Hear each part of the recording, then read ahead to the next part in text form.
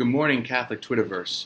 Philip Michael Tangora here, Father Phil, and I would like to talk to you this morning a little bit about the Eucharist and some dimensions of the Eucharist that we may or may not appreciate fully, and that's the Trinitarian and the Marian dimension of the Eucharist. First of all, I'd like you to think, when we receive the Eucharist, we know we're receiving the real, true presence, body, blood, soul, and divinity of Jesus Christ. But the divinity is one substance. We say that Christ is consubstantial with the Father and the Holy Spirit. We know that that substance is love. And it's for that reason that St. Thomas Aquinas calls the Eucharist the sacrament of love, because we're receiving the one divine substance, love, that is God. And so when we receive the Eucharist, let's not just think of the fact that we're receiving the crucified and resurrected body of Jesus Christ, which we are, for sure. But we are also receiving that singular divine substance that unites the Trinity of persons, Father, Son, and Holy Spirit. And that's why St. John Paul II says very clearly that when we receive the Eucharist, we also likewise receive the Holy Spirit. Through the Eucharist, we also receive the Holy Spirit. As St. John Paul II states, through the Eucharist we are stamped with the likeness of the Holy Trinity. Thus, by the gift of his body and blood, Christ increases within us the gift of his Spirit, already poured out in baptism and bestowed as a seal in the sacrament of confirmation. The Eucharist draws us into the mysterious love of the Trinity, since we receive a share in this love each time we receive it.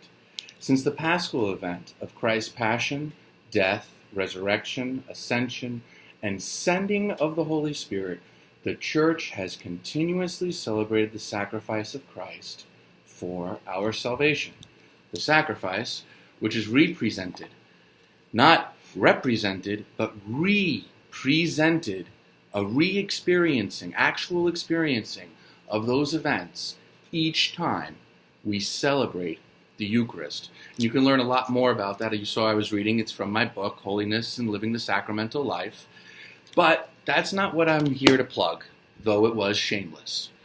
The Trinity, in the great icon of Rublev of the Archangels, which has come to be understood as the Trinity, we see the great Trinitarian communion.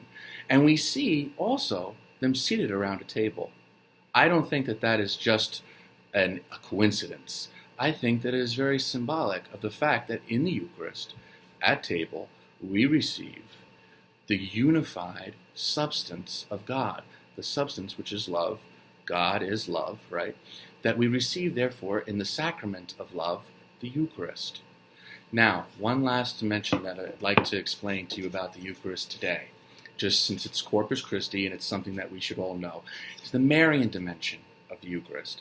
When we say that he receives a divine substance in the Eucharist, that the divinity of Jesus is present, we see that that's clearly a Trinitarian reference.